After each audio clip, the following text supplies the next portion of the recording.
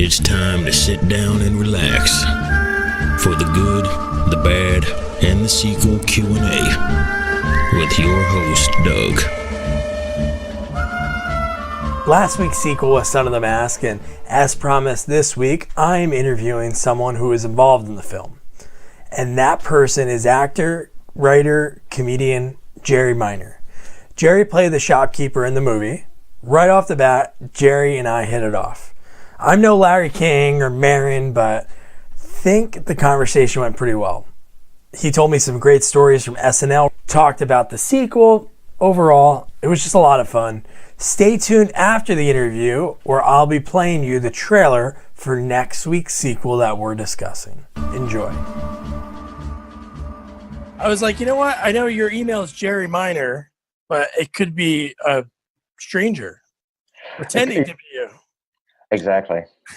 That's what my buddy said. He was like, what if when you like start the chat, it's just like a guy standing there and it's not Jerry Minor? I know. This is awesome, man. Thanks so much for taking the time.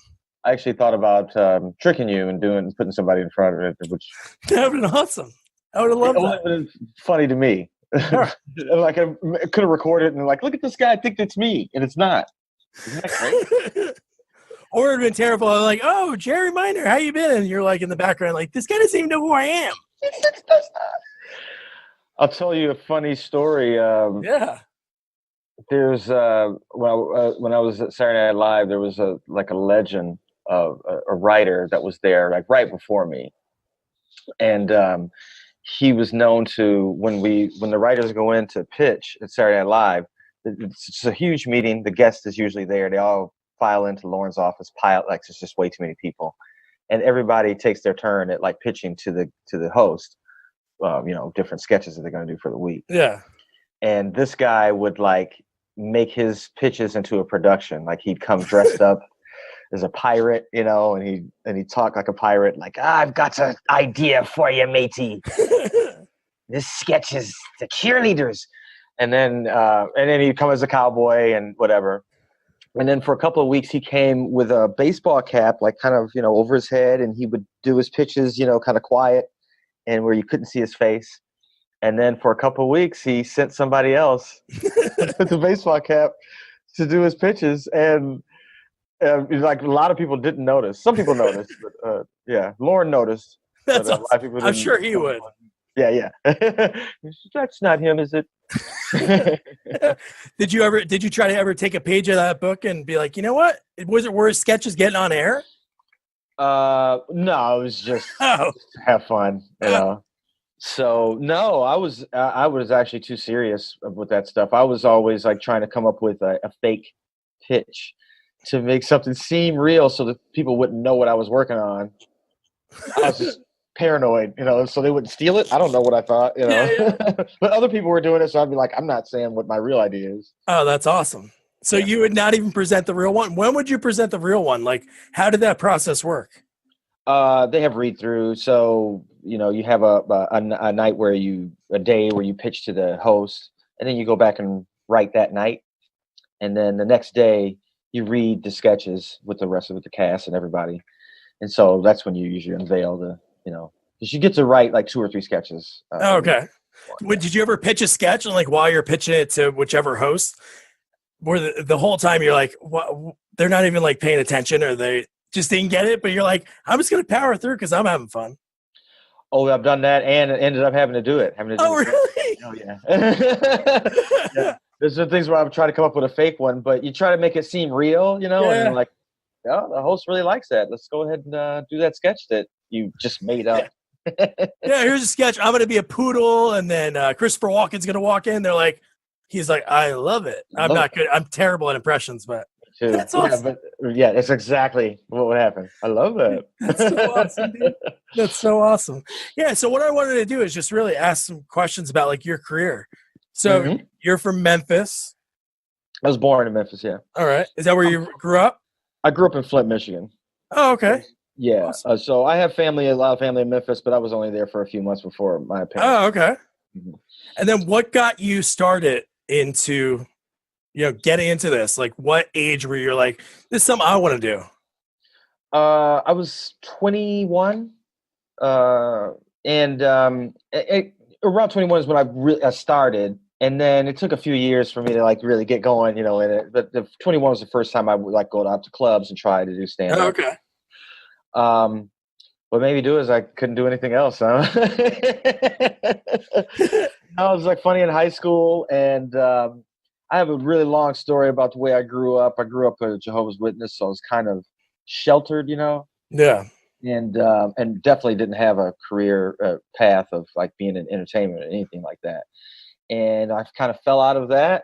And like the same day that I fell out of that, I was thinking, well, what do I like to do? Or what did I was a class clown. So, that was, and it was a good way to get along with people, because I didn't know a lot of people. Yeah. So for me, it was like a personality, like changing thing, it was like a way for me to like just become a real person. Yeah. No, that's awesome. Now, did you start doing stand up like in Flint? Were there clubs there, or was in Chicago? Yeah, no, it was, there was a few clubs in Flint. And at that time it was like during the end of the stand-up comedy boom. So like a bar or a club or, right down the street was doing stand-up. Every bar was doing stand-up, So that's where I started around Flint, and then started hitting like the actual comedy clubs around the Detroit area. Awesome. Now, did you get into like the improv scene? Because obviously you had something with improv and sketch. Mm-hmm. A little bit at first. I didn't like it. You didn't? There wasn't that much, of it around, and I was in Detroit. But I met somebody who was going to Chicago every week and taking improv classes, and that's where I kind of got familiar with how it was done well. The people around Detroit were like doing it, and they didn't know, they didn't know what they were doing, So where did you take your first class? Well, actually, my first class was Second City when they came to Detroit. Oh, okay. Before then, I was just doing sketch with some friends of mine, and I knew a friend of mine was going back and forth from Detroit to Chicago, taking classes at Second City. Oh, awesome. So I went with her, took a trip down there just to see the shows, and she gave me an idea like, this is what they do, and these are the classes, and this is everything that they do. Obviously, I didn't have the money to fly every week to Chicago to take classes. Yeah. So as soon as they announced that they were, which was like within a year, they announced that they were going to build a Second City in Detroit. Oh, sweet. I was down there. I auditioned and got in, and then. Oh, cool. Yeah. Oh, so you just straight auditioned? You didn't even. That's awesome. I straight audition. I've been doing sketch though for a couple of years. I had a group, and we were doing a lot of comedy clubs and colleges around. So I did have some experience, and then I kind of performed with some of the local improv groups. Like I said, they weren't that good. Yeah, so I had an idea what it was. I just hadn't done it with people who had experience at it. Yeah. No, definitely. Yeah. That's awesome. So like sketch-wise, some of the old sketches when you first started, do you have like any of that material laying around, like any of those notes or? Oh, I mean, some of that stuff has been done. Like I took that stuff and did it on television, Oh, sweet. Yeah. That's cool. So like characters that I came up with, I used to do this character called the Chef Reverend, and it was just this guy's preacher, preaching recipes. And I would do it at a local comedy club all the time, and people really liked it. And I ended up giving that character to Cedric the Entertainer. I was a writer on his show. Oh, awesome. Like 20, 30 years later. Oh, that's so amazing. Yeah. So you were able stuff to like that. Yeah, I keep stuff in the Rolodex, That's so sweet. When I get a job, especially at writing jobs, you gotta come up with ideas, so that's the best thing of like, oh yeah, I did this thing. It kind of works. This is an idea. Do you miss writing sketch, or are you still doing any of that right now? No, I'm writing more, kind of half hour. The last thing that I wrote and got paid for was a movie. Oh, cool. What movie? Is it coming out yet? Or no, it will never see the light. Here's some money to write this movie. Oh yeah, when's it coming out? Never. We're gonna shred it. Well, the company doesn't exist anymore, so that kind of thing happens. Yeah. So I can try. I mean, I've tried to get it, sold to other places, but if it's going to get made, another place has to buy it from that company, which doesn't exist. Yeah. It's a whole thing. This happens all the time. There's tons of stuff that's just like sitting in a warehouse somewhere. Yeah. At least the check cleared. That's all that matters. Oh, that's definitely what matters. Yeah. But yeah, no, I don't get as much of a chance to write sketch. Only when I do them. So, I still do, comedy clubs around town. I live in LA now, and I don't do stand up necessarily. I'll come up and do a sketch character. That's awesome. I still do that kind of stuff. Yeah. Did you enjoy that more, like going on stage and being like, the chef reverend rather than Jerry Minor stand up? Yeah. Well, stand up. Yeah. I just wasn't patient at getting good at it. I was better at like acting, and then kind of like just gravitated toward that.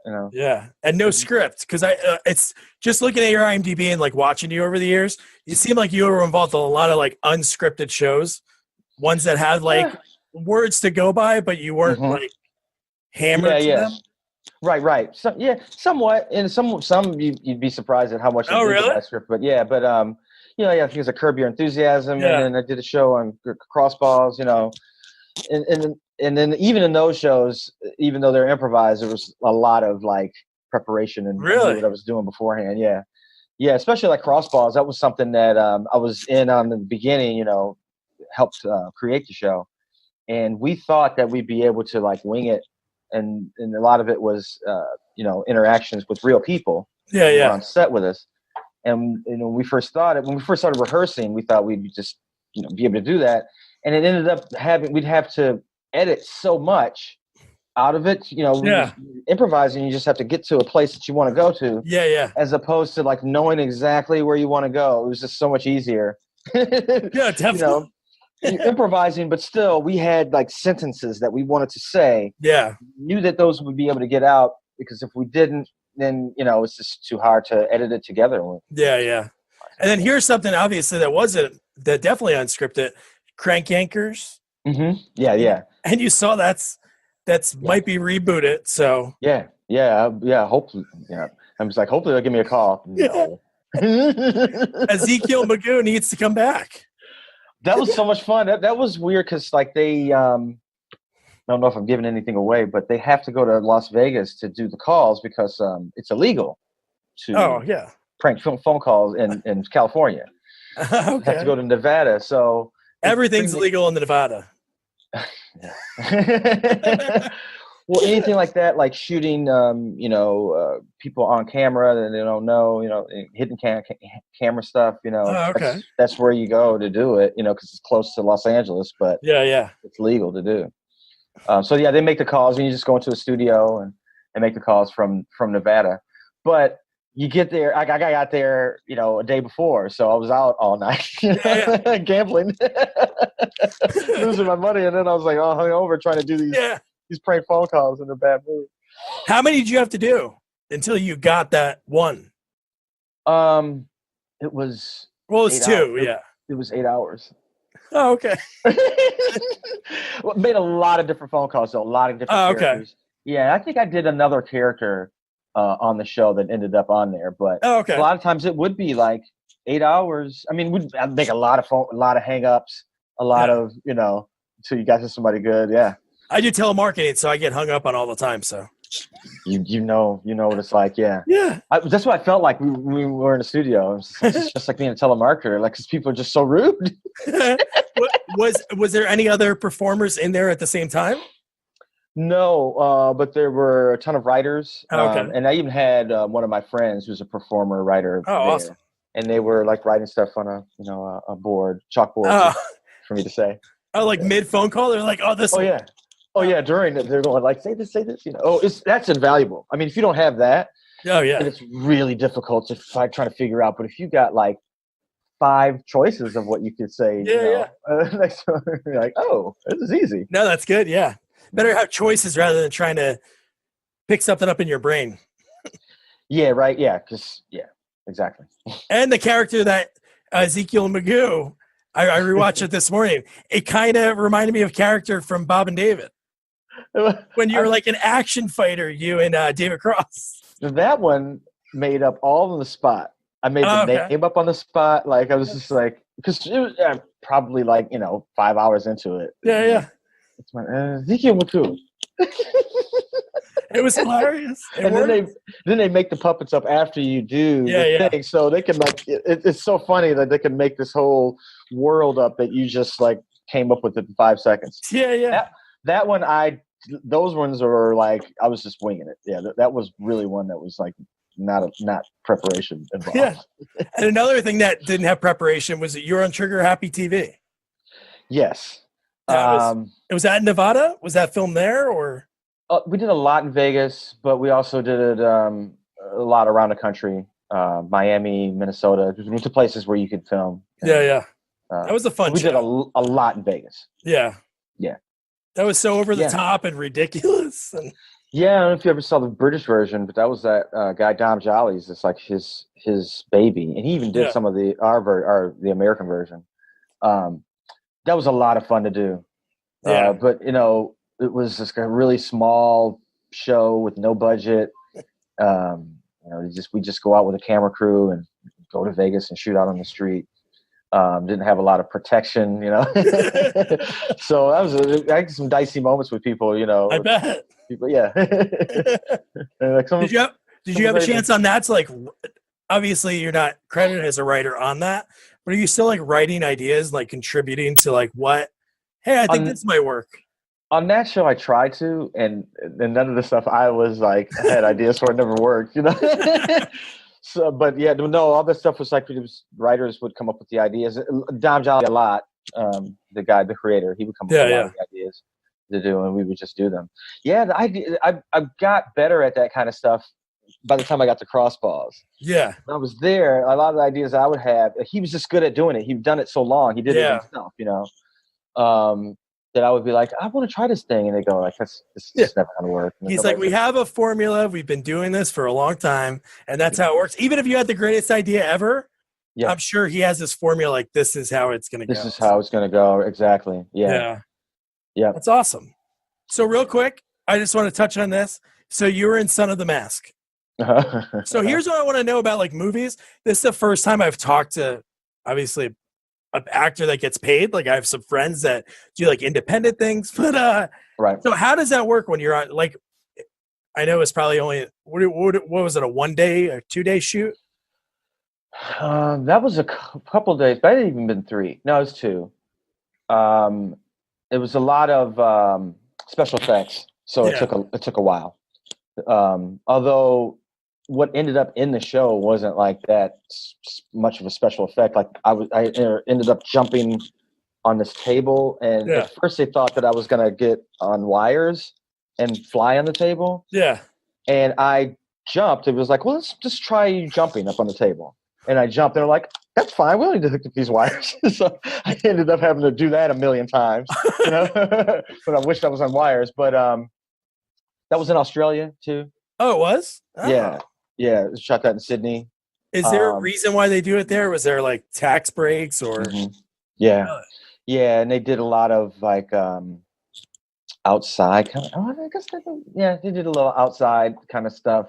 So it kind of lent to some of the location stuff that they were doing. Yeah. So how did that process work? Your agent called you and was like, "Hey, there's this role in Son of the Mask. Do you want to audition?" No, that was like a weird. That was one where like, can you get on a plane and be in Australia tomorrow? Oh wow! Yeah, because there's no black people in Australia. Like, you know, we would have gotten a local hire to do this part, you know, but can't find anybody in Australia, and this is supposed to be New York. It's supposed to be New York City. Yeah, yeah.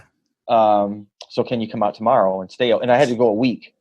So for me, it was like, wow, this is really cool. I get to shoot 2 days, but be there 5 days. Yeah, yeah. Get a day because of the time change. And I was available. So that's awesome. I went. Didn't know about taxes though. No, I got back and ended up like not making any money. Oh man, it's a good double tax. Oh, is that bad? Yeah, I got taxed in both. I mean, you get it back at the end of the year, but when I got my check, it said 0. So it's good for the studio, but it's not good for the actors.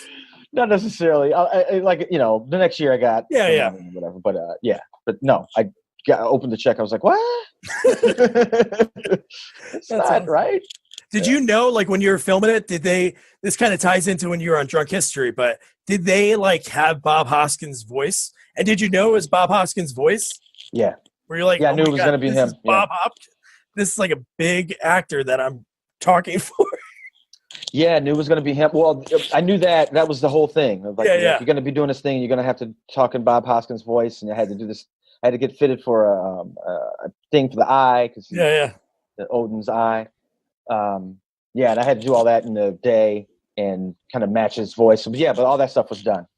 Was he out there? No, he was done. I feel like he was done filming. I think he didn't have to come to Australia for some reason. He probably did it all in one day or 2 days in a studio. Yeah, because he never had to be physically with the other actors. He was always in Asgard or whatever. Yeah. So I think he did his stuff in the studio in LA. Now, when you get that part, do they just say, "Hey, you're going to do this"? Do you see anything else from the movie, or just your part? That I happened to see because I was friends with Jamie Kennedy too. Oh, okay. So I got there a couple of days before, and they had filmed a lot of the movie. So I got to see a lot of the dailies. I got to go to some of the shooting and just see stuff, Yeah, so that movie I did happen to know what was going on and what they were putting together. Now, when you were watching the dailies, were you like, you know what? This could be something. Yeah, no, I mean, I saw that and I did not think that. Oh, okay, good. I thought, like, this is going to be a really crazy special effects movie. Yeah. But I couldn't see the effects. Yeah. You know what I mean? I could see wires and stuff, and the stuff I was looking at. So I thought, like, oh, it's going to be a crazy special effects, whatever movie. It's crazy if you look back, because when we watched the movie, me and my buddy, and then we like talked about it. And again, I've never made a movie, so it's still amazing that the writers, the directors, the actors were in a big movie. So it's not like we're sitting there like, oh my God, this is the worst thing ever. There's just some parts to it that are really questionable. And you got to think, if you look back, that movie came out in 2005, 2004, and the original came out 10 years prior. Mm-hmm. So you look at the original and you're like, man, the graphics in that are like way ahead of its time compared to even what they did. And I don't know if you knew this or not. So the original movie, the budget was right around like 21 million. I know there's a 10-year difference, but can you guess what Son of the Mask the budget was? It's either around the same or 80 to 100. Oh, you got it. 80 to 100. Yeah. Well, they don't even have the real total. They have that listed online, but it's crazy when you see some of these movies and you're like, where did the money go? That's what it didn't go on. Jamie Kennedy was not a $20 million actor ever in his career. Yeah. It definitely didn't go to the cast. And I remember like that being like, people had gotten passed over. I don't know who got offered that first, but like it was like passed over and it had gotten down to that point. Yeah. So it's just crazy when you think about the money. Like, I can understand special effects, definitely. Yeah. So I mean, and they're not that great, but I know. I mean, but then while we were filming, I thought they were gonna be great. Yeah. What they were saying was gonna happen was like sounded amazing. Yeah. And then didn't come out that way. Who you get is, and the director, I think he had done like some of those talking animal movies. Yeah, he did. Yeah, I looked him up. Yeah. So it wasn't like he wasn't an action director. You know what I mean? So I don't know if it led to that. No, I know. Nobody was going to be like having a mouth moving on. Sometimes I feel like, and you worked on a bunch of different projects. Sometimes I feel like the studio wants to get something done, and they have to get it done. You're right. I wonder why. Do you any guess as to why they have to do that? It's just like anything else. I think sometimes people just get caught in a money pit, and you gotta finish it. Then I just, who knows what the money stuff is like, or who people are like, yeah, I need a loss this year or something. Like but they're looking for failure. I don't know. I don't know how that happens. Yeah, it's a question. Yeah, it's like the producers. They're like, oh, you know what? Let's do Son of the Mask. Next one, The Masked Grandfather, and then we'll just keep going with it until we're. But no, that's awesome. I wonder, like, some of the stuff. I'm seriously like, we've known like the movie projects have been laundering. Oh, I know. Money laundering things, So I wonder sometimes it's like did probably like movies that you see come out that were just money laundering. Yeah. I don't know if you ever listened to How Did This Get Made with Paul Scheer and Jason Mantzoukas. Oh, yeah. Mm-hmm. So I forgot what movie it was. They talked about that it was like this. I don't know what country the guy was from, who was the head of the company. And it was all money laundering. Like money, the movie, same sense. It was like $80 million, and the budget was it was ridiculous. And there was like no background actors, no like big name actors. So it is crazy. Like, and it seems like you said, I know special effects are a lot, but are they $60 million, $50 million? I don't think not those. I don't think so. Yeah, man. Like all that stuff has been questionable to me, and I don't ask too many questions. Yeah, you're just like, I'm in Australia, I'm hanging out. Did you have a chance to like go out of Sydney and go out? Yeah, that's awesome. Yeah. I did more of that than I did working. So that was for me. It was like, I didn't get paid, but it was a free trip. Yeah. Have you gone to any other countries to film? No. Nope. So that's great.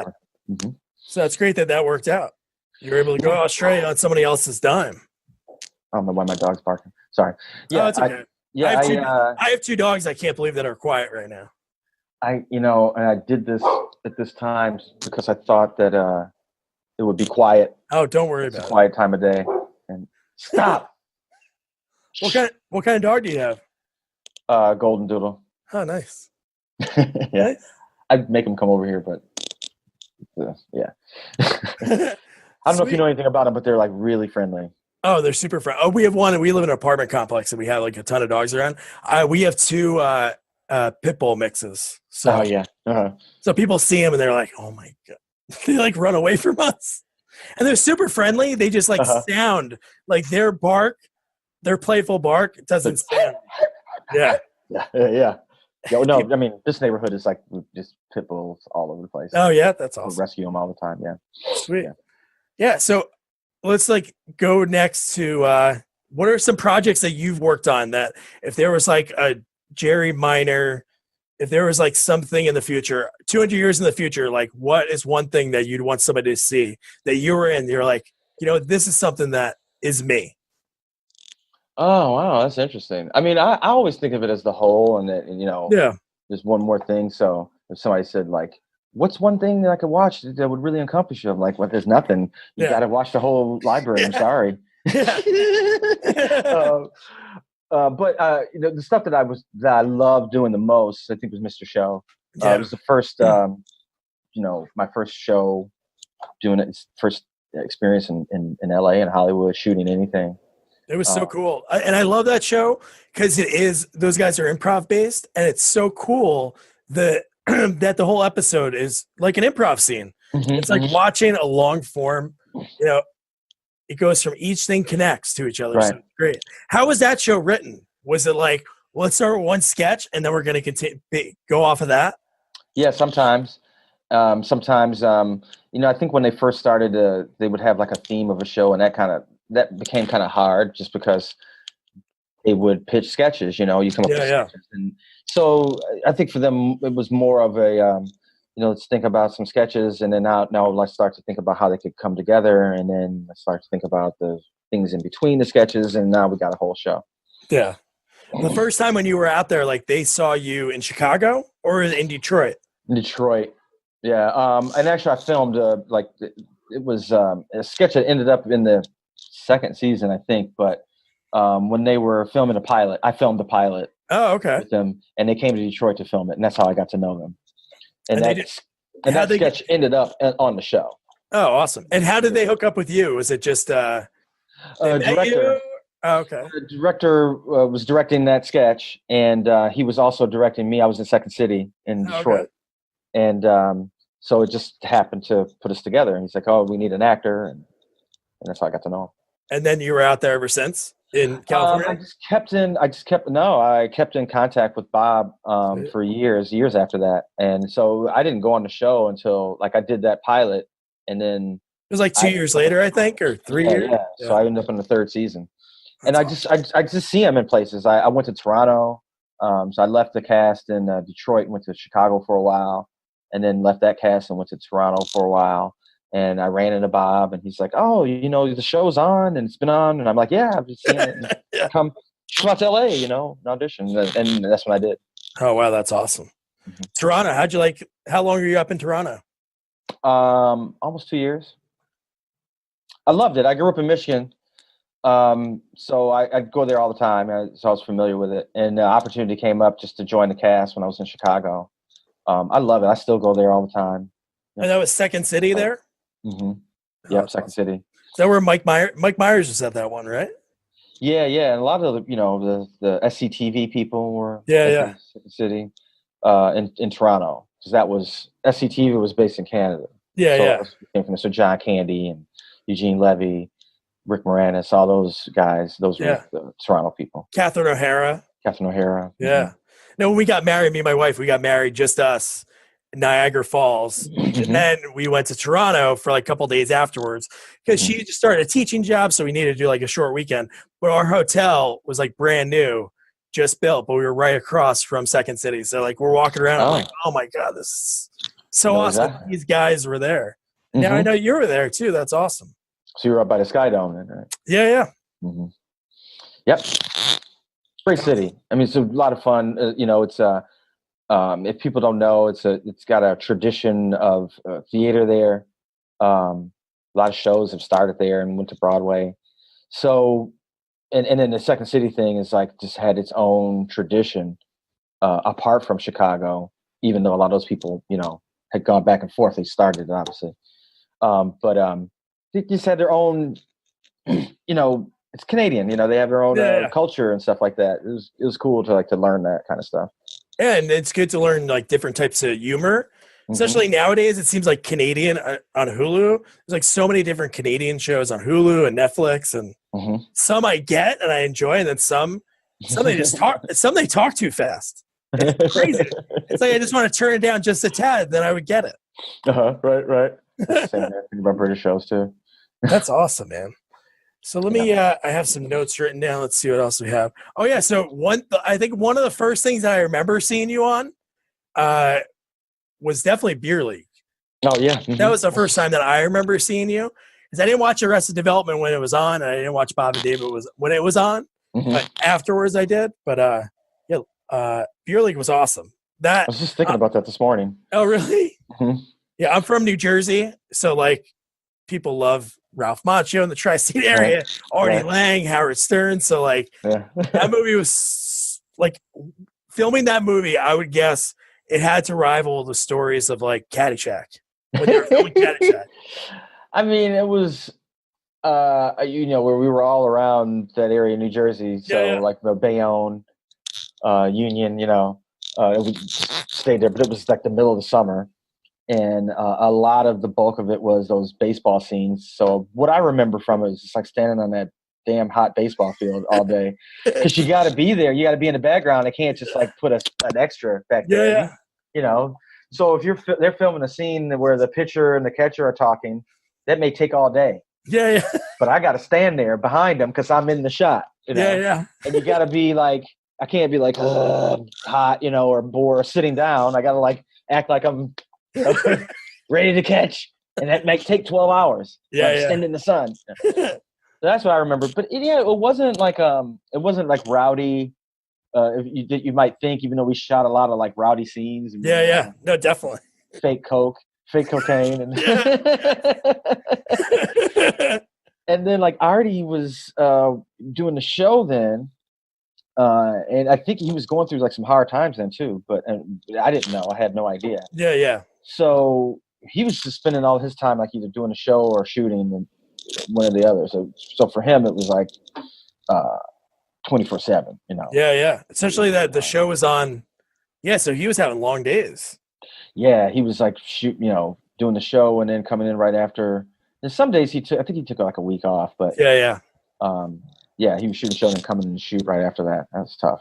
No, it's definitely a cult classic. People love that movie. And they did like a screening out here a few years ago. Ralph Macchio, Artie was there. So it's an awesome movie. And then right after that, I remember it was like Lucky Louie. That was an awesome show. Yeah, it was right after that. I was getting ready for Lucky Louie as I was shooting that movie. Yeah, it was a good show. I wish it would have stayed on. I think it was, there were some changes going on at HBO at the time, so it didn't really have like the backing from people who were going to ended up taking over, and things just kind of shifted around and whatever. Yeah. But I thought like it really had a good potential to become, and people loved that show. The pacing of it was great, and it just had the edgy jokes that you didn't see that much, especially like towards the daughter. Like some of the things they would say to like I don't know, a 6-year-old girl, like, and you were just like, oh my god. Yeah, when I had nudity on it, it was like a 4-camera sitcom. It was crazy. Yeah, that was hard for people to like get used to, but like, the target audience for who that was for, man, they would love it. When I go places like, not necessarily like in the Hollywood audience, but when I would just go places, people would love that show, man. I love that show.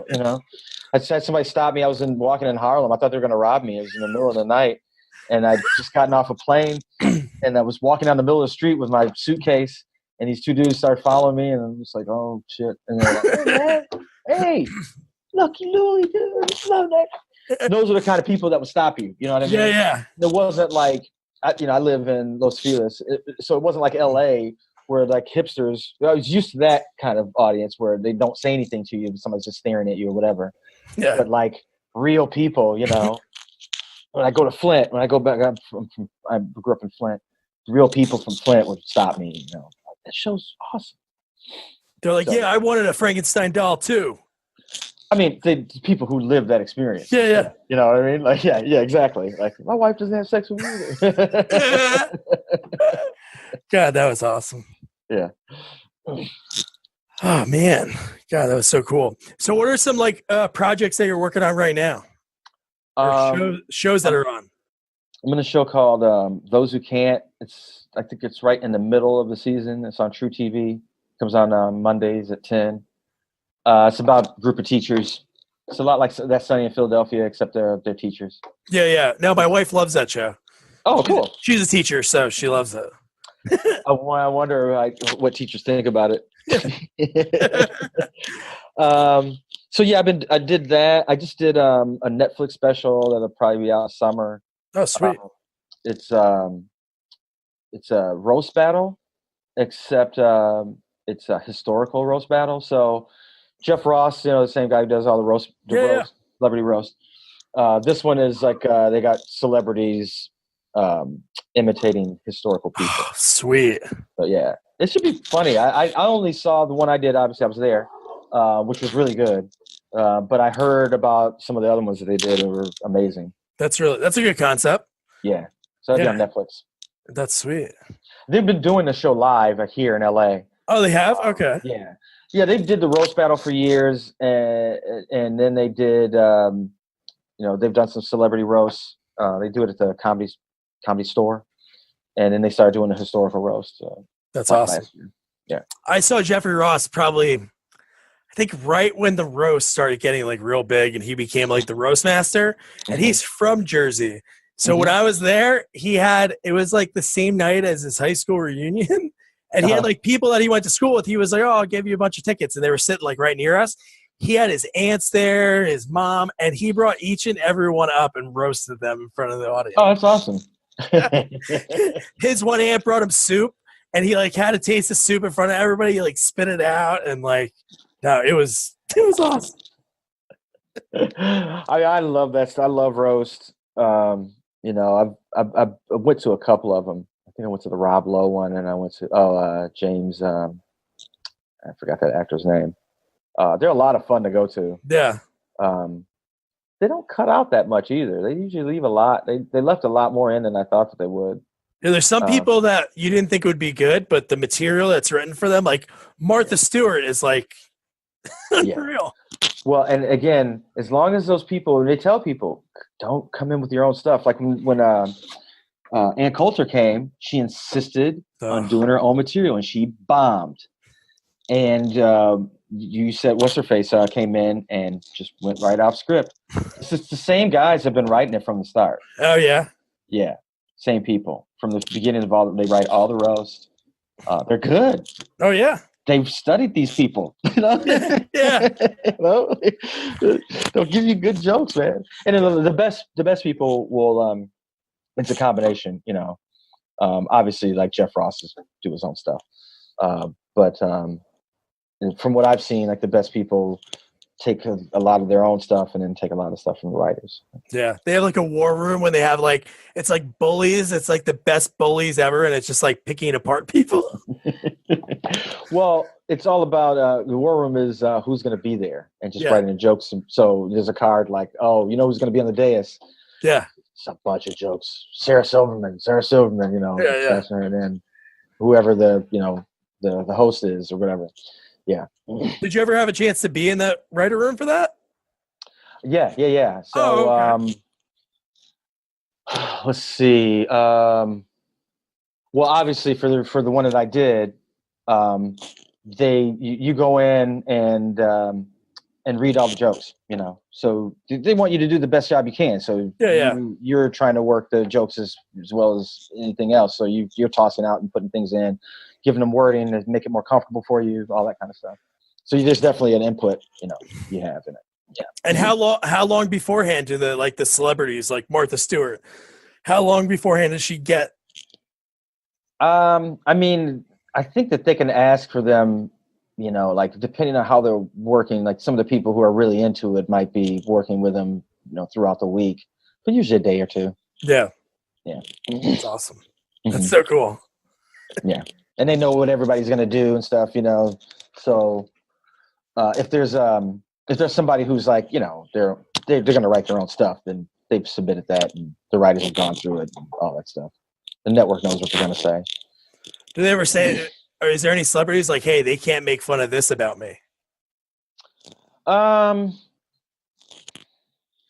They don't like doing that, but yeah, I mean, everybody wants wants there to be some kind of like off, you know. Like I feel like I haven't seen Rob Lowe's in a while, but I feel like right in the beginning there was like a really uncomfortable joke. Even I think it was in the intro video, and I remember his face was like, "Oh my god!" Like I cannot believe it. I don't know if it was like he dated an underage girl or something. It was some kind of joke like that. Well, he did. Okay. The Democratic Convention, yeah. It comes up every once in a while, but people just forgot about it. And I think if he had the opportunity, I'm sure he would be like, I don't want that one now. Yeah. Please don't mention that ever again. Yeah. But the show itself, I know that they really discourage that. They want to be able to go wherever they can. Makes the show good. You know, that's what people expect to see on the show, you know? Oh, yeah. Yeah. They want to hear the thing that makes people uncomfortable. It's going to make you laugh. So are there any projects that you've done that maybe people that are listening to this or even something I haven't seen that you're like, you know what, this is really good. Like this didn't get the love that it should have. Oh, I thought of everything that I've done. Yeah. Yeah. No, not really. You know, I feel like that a lot of the stuff I've done was underrated. I felt like Lucky Louie was not appreciated, but I also felt like it wasn't on long enough for it to be, you know, to get good, you know. But behind the scenes, I could see where it was going to go. So that probably was one where I thought like that would have ended up being really popular. Yeah, I think a lot of shows, if you go back and look, like a lot of shows in the first season, it's totally transformed. Yeah, definitely. Characters, like you were on the. It's funny, like when we were deciding we were going to do Son of the Mask, and I watched it, and then I was like, I'm going to reach out to. I was like, Jerry Miner's in this. This is so awesome. He's in so many movies, and every time I see you, you're like, you make me laugh. Like in Thank you. stuff that you're in. No problem, man. So then we just had a baby, so I'm up at night. And while I'm feeding her, and I'm like, all right, you just had a baby too? Mm-hmm. Well, it was 9 months, 10 months. Oh, congrats. Yeah. Mine, she is 7 weeks. Oh, yeah, you're right. You're in yeah, you got a lot more sleep to lose. Yeah. But it's great. I work from home, so it's awesome. So I'm not going into an office. But So at night, I have to like pick shows to watch. And it just so happened the ones that I've been binging are you were on. You're on The Office. Oh, cool. Oh, good. Yeah. Which was that show's amazing. Mm-hmm. And it was like a different side of you. You were like a little bit, you know. Like, yeah. I auditioned for John Krasinski's part. Oh, you did? Yeah. You know, at the beginning. And they told me like, oh, it was amazing. You know, obviously we're going to go in a different direction with that, but you were really good. Like you really did a good job at that audition. And I didn't hear anything from them for years. Yeah, like seven or 8 seasons. Yeah. It took a long time for me to get on.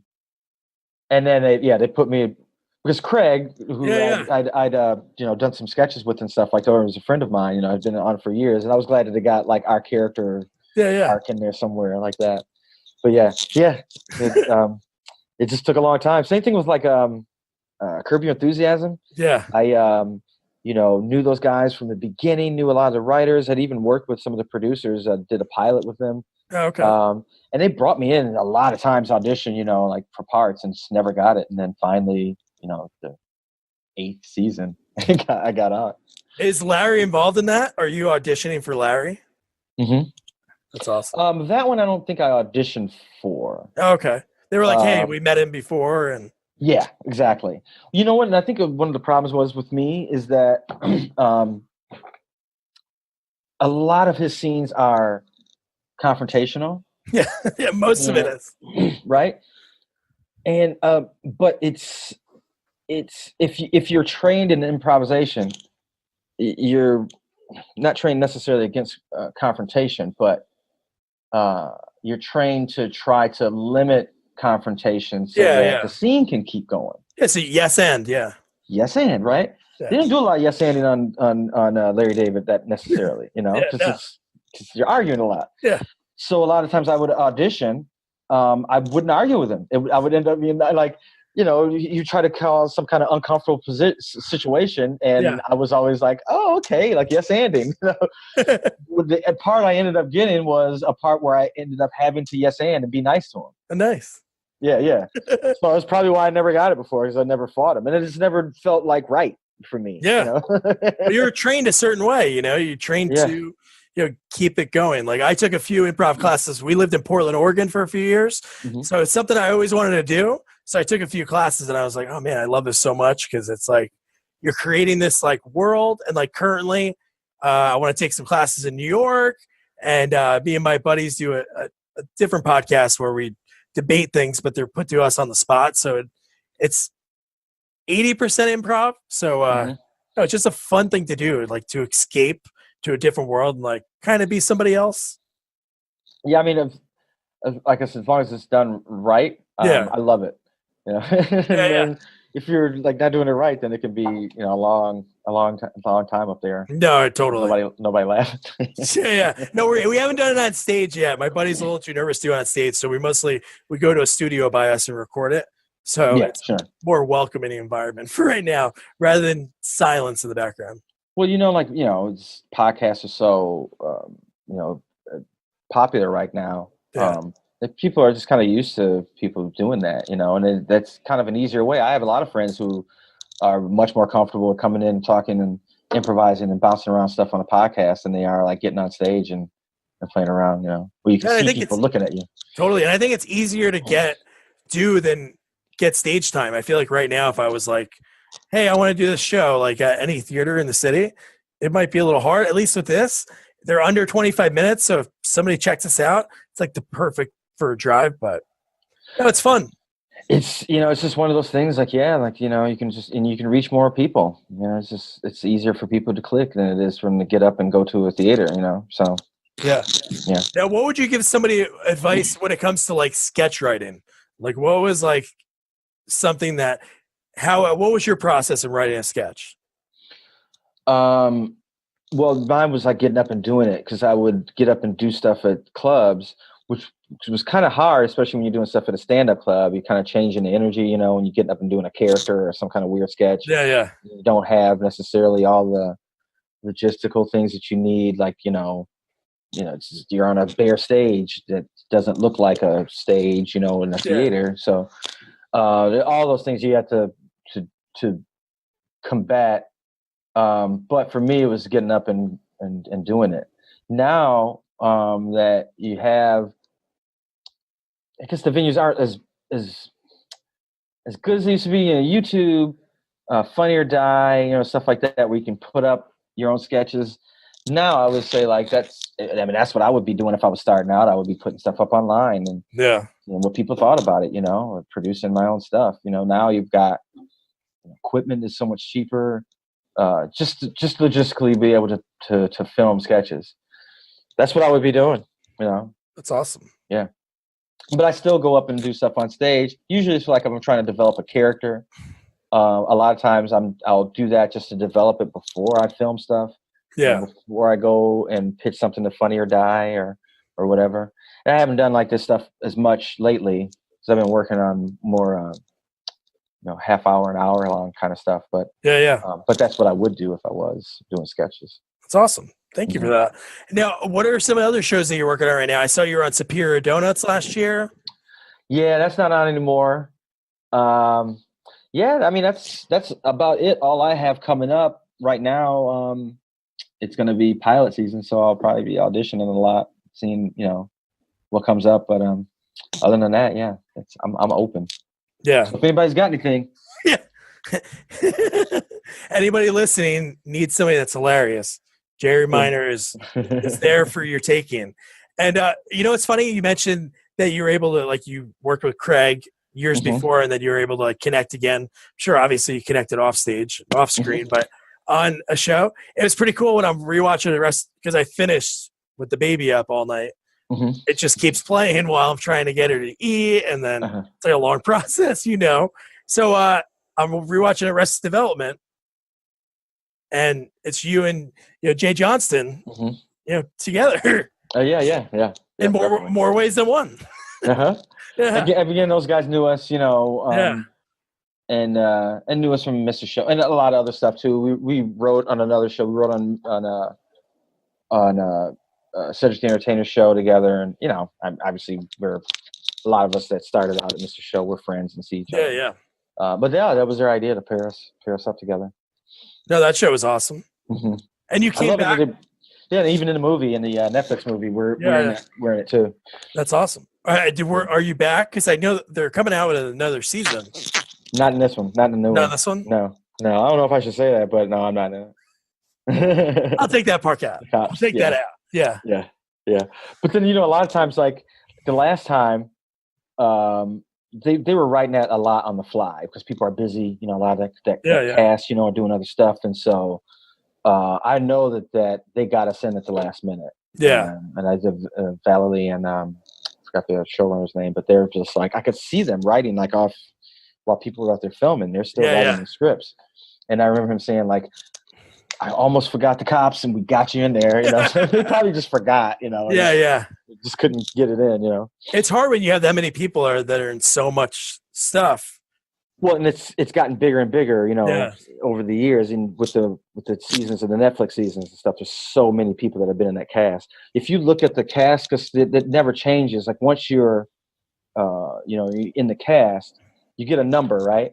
Yeah. So like number one is the first person they cast. Yeah. In the show, so that's probably Jason Bateman. Jason Bateman, right? Yeah. And then Jessica Walters number two, and then whatever goes down, right? So I was, I don't know, 78. You keep that number. Oh, okay. Forever. So whenever they need 78, it might be 5 years later, 78 comes in. Well, you get to see like how many people have been added to that. And I don't know. I mean, so there's 500 people on that cast list, There's somebody I'm 587, That's awesome. Cool, man. Well, thanks so much for taking the time. Just a few questions. Sure. Thanks so much. Again, this is awesome that you do this. Giving back to people that, were kind of in your shoes, I guess. I got the time, and I usually I like doing it, so. Yeah, that's awesome. It's like, no, that's really cool. People always are like, you did this podcast. Like, it's just, yeah, I'm not doing anything, whatever. So, when would you say, you said you're the class clown? When would you say, like, you were like, I'm funny? Did you ever think you were funny? Oh, okay. Yeah. Well, I mean, people tell you that. So, Yeah. you know, I try to be funny. People kept telling me, you know, as long as I can remember. That's awesome. As long as I can remember. Were you writing sketches or doing anything like that on your own then? Like, oh, that's awesome. Yeah. I don't know if my friends still have this, but when I was in junior high, I made a tape, cassette tape of sketches, just audio sketches that I just thought up. You know, and I actually like thought up, like wrote them, thought about the idea. I didn't improvise it. I was like, okay, this is going to be like, and I did all the voices. Had some friends do some voices with me, but most of the sketches I did them. And then gave it to a friend of mine who gave it to his parents, and that tape got passed around to a bunch of parents. Oh my God, that's awesome! Like, oh, this is the funniest thing. So that was my first memory of doing stuff like that. Wow, how old were you? Do you remember? I was middle school, so I was probably like 12, 13. Dude, that's awesome. Yeah. And I had been doing that. Oh, no, I was probably younger than that. I was maybe like 10 or 11. Because I'd been doing that for a while, too. And I'd make the tapes just for myself. Yeah. And then I started making them with my friends and passing them around to my friends, and my friends would listen to them. So, yeah. Would you use like a little one of those like handhelds? The cassette, cassette tape. You know, not even the one with a mic, like with a little interior mic or whatever in it. Yeah. How you press the keys on. Yeah. That's awesome. Who was your biggest influence? Like when you're like, I want to be funny. Was there anybody you modeled yourself after? Like your character? When I first started doing stand-up, it was Eddie Murphy. It's a good person to look at. Well, it was that age, you know, it was influenced by that. So like I was, you know, in middle school when he came on Saturday Night Live. I was a big fan of Saturday Night Live. And when he came on, he looked like me, he came up with this different energy and stuff like that. I was just a huge fan. So that was what I wanted to be. So all my stand-up was like him. I wore a leather jacket when I went on stage. That's awesome. Yeah. Was it red or what color jacket do you have? It was black, and I don't know. I remember I had this like, it was a weird brand called Troop. It was a Troop jacket. It had Troop written on the back of it. That's all. He blew up. Like if somebody did that today, how quick he rose. Because he was 19, right? When he was on SNL? Yeah. Mm-hmm. Mm-hmm. And then within no time, he was doing feature films, and he was like the #1 guy in Hollywood. Yeah. I mean, also, he probably would have had some other things that people would have discovered about. Yeah. No, that's true.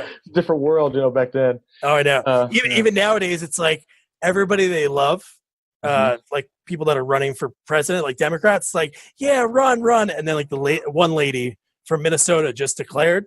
And now there's like all these stories that she threw office supplies at her employees, and that if they left the company, she would call their new boss and badmouth them. Like, you better be like you have to be like squeaky clean nowadays to have something big happen. Anything, anybody that's popular, because it's just the internet, you know. So it used to be where there's somebody out there that has a negative opinion of you or as a detractor. Oh yeah. But now that person has a forum, and he can meet, you know, thousands of other people. And since it's the internet, it just seems like, you know, if there's somebody's against you, it seems like there's a group of people, you know, it seems like it's a lot more than it probably actually is, you know. Oh yeah. There's crazy people all over the place, you know. No, I know.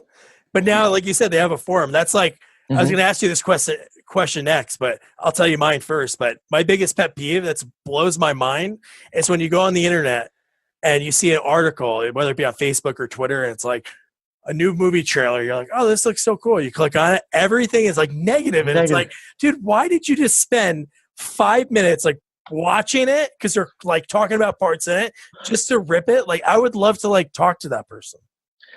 Well, and that's the thing too, is you're reading it and you don't know if it's somebody who's just like, I'm just going to be negative all day. You know, like you have no idea what that person is going through, if it's a real person, you know, all that kind of stuff. That's all leads to this. And then, so somebody else reads that and they go like, I don't know if this is a real person or not, but they think like, yeah, I think that way too, you know? Or then somebody else like us goes like, why are you reading that? Now you're pissing me off because I like it, you know? Yeah. You read some of those threads, like 100 people like going back and forth, and then they're going on people's like profiles and like picking apart pictures and like what they Of course you wouldn't like it. You don't, yeah, you like cats. Is there a pet peeve that you have, that there's one thing like nowadays that you're like, man, this is like pisses me off? Well, I mean, yeah, I mean the whole internet. I mean, I'm not a Twitter person, you know. I've kind of staved off social media just because of that. Yeah. I mean, it's been hard. I've seen things that my friends have gone through. I think it's just hard to please get a good audience and please everybody. And because there's so much negativity out there in that space, you know, especially in that space. There's always going to be somebody that's like, no, I know. You don't know who those persons are. It might just be a goof, might just be fun, you know, for somebody. But it just doesn't help the whole. That's my pet peeve. It doesn't help my attitude. Yeah. Know? At least back then they had to use a typewriter or handwrite or something. And who's going to get it? You send a letter to somebody who's goes in garbage. Now you put it out there and everybody can see it. Oh, the company responds right away. The company sees it, even if the company doesn't see it, and everybody else that you hashtagged or whatever, you know, they see it. And we got letters at SNL all the time. You know, they stole this sketch. This sketch is awful. This sketch is awful. Now that person can go on the forum. It doesn't have to deal with the show that you're on or the person. You know. Did you ever see a sketch that you wrote before, like somewhere else? And did you ever think like? No, I mean, obviously that's always been a thing. Yeah. You know, where people have ideas, and especially in comedy, and people feel like their ideas are stolen, or people do steal ideas and stuff like that. I don't feel like I've ever had anything stolen from me. But sometimes you can inspire someone. Yeah, well, and there's definitely been times where I've been like, hey, that's a lot like my bit, you know? Yeah. But but outright like stealing from me, no. I've never had that. I don't know. Yeah. But I've had situations of like, we came up with that together. Now you're doing it, that kind of stuff. Yeah. Yeah. That's all the time. Yeah. Or stuff like, I know you didn't steal it, but I'm doing that bit. Something's got to give here, you know, that kind of thing. Yeah, that's awesome. And or people come to me going like, you're doing a similar bit, and I'm going like, so what? You know, I don't care what you do. I'm doing mine, you know. Yeah, it's not like you looked at it. Like there was a big controversy with Louis C.K. like when he hosted like 3-4 years ago with the clown sketch. You remember? Mm-hmm. And it's like, I get the similarities between the two, but it's totally different. It's a clown. So if you have the idea of somebody hiring a clown just for yourself, like nobody can ever do that joke ever again. It doesn't make sense. I've been in situations where somebody's come up with an idea and it's exactly the idea that my friend had that I worked on. And so it's something that they never would see. Yeah. Right. But I still have to bring it up because I work with my friend, and my friend's going to think that I took his idea and gave it to Conan or whoever, you know? So I got to go like, hey man, my friend came up with the idea 2 years ago. And then Conan goes, what? I don't know your friend. Who's your friend? He's not on TV, but he's going to be mad because I'm here. So there's been times where we can't do the sketch. Yeah. You know, somebody came up with a really good idea, but we can't do it because somebody else has seen it somewhere else before. Yeah, yeah. And once you've seen it, then you've opened yourself up to litigation, even though I know that person is not stealing it. They didn't see that. And uncanny stuff too, where they're like, that is the exact idea. It's exactly the same thing. Yeah, yeah. You know, people do all the time. They're comedy writers, obviously. Yeah. And I don't know why comedians don't know that. I'm like, you have the same thought patterns. Of course you're going to come up with the exact same.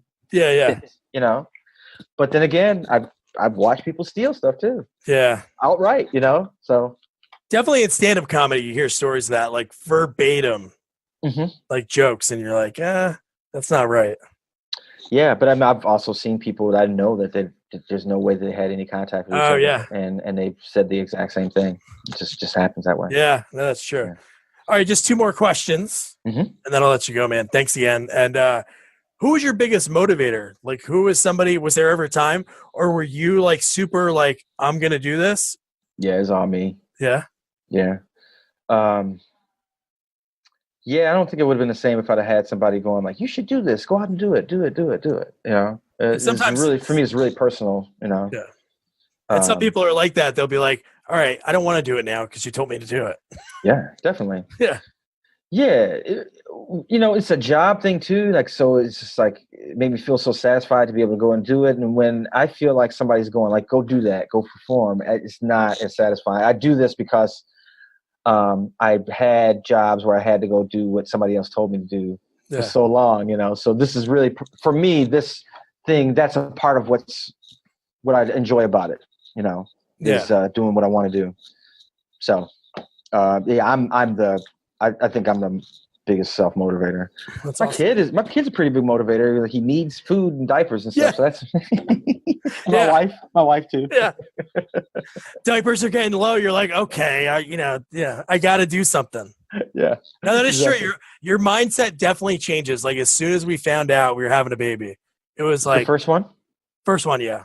And it just everything changed. My whole mindset. It would be like even me and my wife, you'd be like, hey, on a Friday night, we're going to go to the bar. As soon as we found, well, obviously she couldn't drink, but right. as soon as that turned, my whole mindset, I was like, dude, I don't need to do that, man. I don't want to do that. Man, you have no idea. Same thing. And I'm a few months ahead of you now. Because my life was all, both of ours, we were all going out all the time and stuff like that. And we're going somewhere tonight. We got the in-laws babysitting. Nice. We haven't been anywhere. We went to one party. Went to a Halloween party. Oh, and nice. That's since the baby's been born. That's it. And neither one of us have wanted to do. Now we've like, we got to go out. Yeah. No, I know. There's like that fine line. There's some people I know that are like, dude, I had this kid. I got to get out of here. Like me, like I don't want to. I know. Like leave. Like I know. At all. But I know it's good for me. It's forcing me to do some stuff, and for our, relationship and wife and stuff like that. It's good for us. I got to do it. But if it was up to me, I'd be like, nah, stay here, whatever. I'm tired. I don't have time for that. Did you guys do a group costume with the baby? We did. Not a group costume. He had a ton of costumes this year. Oh, nice. This last year, yeah. Costume change. A lot of costume changes. He did a few, yeah. We're excited for that because we want to do like a group costume, and she'll be 9. Yeah. So. Yeah. You're a perfect age. So yeah. Mine was like 6 months, and he does stuff he doesn't want to wear. Yeah. He just throws it off, like if it's a hat on it or something. But yeah, no, it's Halloween is the most fun. Yeah, especially with little kids. No, being a dad is like my dad would always say that, and my dad would get like really emotional, and he'd be like, it's like the greatest thing, and you're like, all right, Dad. Like before, years before I was gonna have a kid, but it's like the greatest thing. It's like the greatest entertainment ever. I mean, I definitely feel that way. I'm like, oh, I have purpose now. This is what I was meant to do. Oh yeah, you got like the smile because she's starting to have emotions. Mm-hmm. So like when she smiles in the beginning, it was like I would like tell my wife like, "Hey, she just smiled at me," and she'd be like, "No, it's probably gas." And then I was like, "Oh," but now it's like you know it. Oh, dude, it's like the greatest feeling. Yeah. And one more thing, what was that job that you had? Like, what was some of your jobs before? I was a janitor. Right before I got hired for Second City, I was working in a factory. I was working in Flint at the automotive paint factory. Oh, okay. Yeah, so I was making paint for Buicks and Cadillacs and stuff like that, and then you a lot of chemicals in my system. Yeah. And then you'd use that for community. I use a lot of that kind of stuff. Yeah. But I remembered when I got hired because I was auditioning. I was performing at night, and stuff like that. And I even got like the overnight shift because that one lent me best to be able to perform. I could go and do some shows at night and then go to work. Yeah. Afterwards. But I remember the day that I got Second City, and it was going to be like a month before I started working, but I quit my job. Like, like I'm not going to have money for a month, but I don't care, man. I quit. That's awesome. I'll wing it. Yeah. Great, man. Yeah. Yeah. I mean, I did every kind of manual labor that it was. I was a manager at a sneaker store, and not long before I started performing, I was a computer programmer for Buick. Yeah, that's what actually got me performing, is that because that was a job that I thought, I'm going to be doing this forever. Yeah. I started working for GM. I didn't know that much about programming, but I knew enough. Somebody teach me enough. And I knew that I would be able to learn more, and like, this is a career. And I got laid off. And I was just like, you know what? I should just like do what I like doing. I should go. And that day I went back, the day I got laid off, I went back to a comedy club. And that lady who was taking classes at Second City was like, hey, come to me. So for me, it was like, I found out like, it's not just stand-up. It's a particular kind of thing. And it just got me back into it. You know? In the Jerry Minor biopic, that would be the moment. Yeah, right? Yeah. Right. Got laid off and then. Yeah, exactly. Well, that's awesome, man. So those who can't, right? That's the name of the show, Those Who Can't.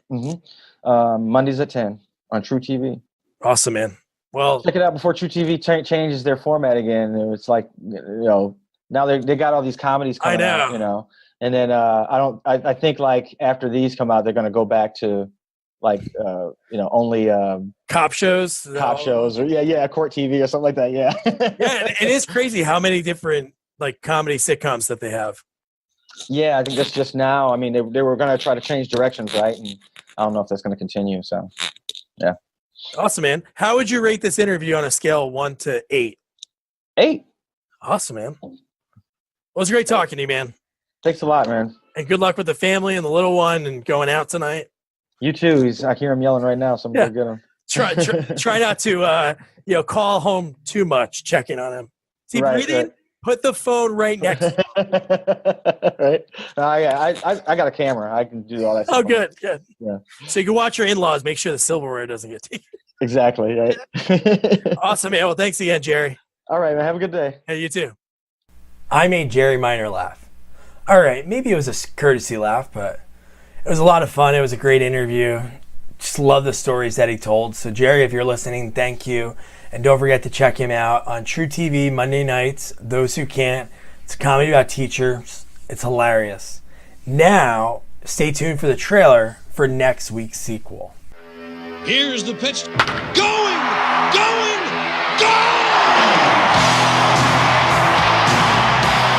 Oh, no! Not the damn song again! Look out in the cheap seats. The funniest team in baseball is back for their best season ever. All the way! Ricky Wild Thing Vaughn. What was that last pitch you threw me? Oh, call it the Eliminator. Jake Taylor. There's a rookie in camp I'm going to need your help with. What exactly is his problem? Roger Dorn. Come on, Roger. Take one for the team. Willie Mays Hayes. And he's out by an eyelash at third. Boy, we never seem to get the close ones. Pedro Serrano. Serrano killed baseball. And making their debuts this season, Jack Parkman. Kamikaze Tanaka. Rube Baker. I bet you're wondering why they call me Rube. No, I got a pretty good idea how that happened. And back in the booth, team announcer Harry Doyle. The Indians are showing signs of life for the first time in weeks. They appear to be beating the crap out of each other. Major League 2. It's a swing and a hit.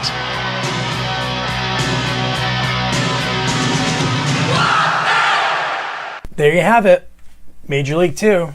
Man, I own this on VHS as a kid. I watched this movie a lot. Haven't seen it in years, and definitely changed a little bit from what I remember. But we're going to be talking about Ricky Vaughn and the boys. So check us out next week for that episode. Don't forget to follow us on Twitter at Sequels Only.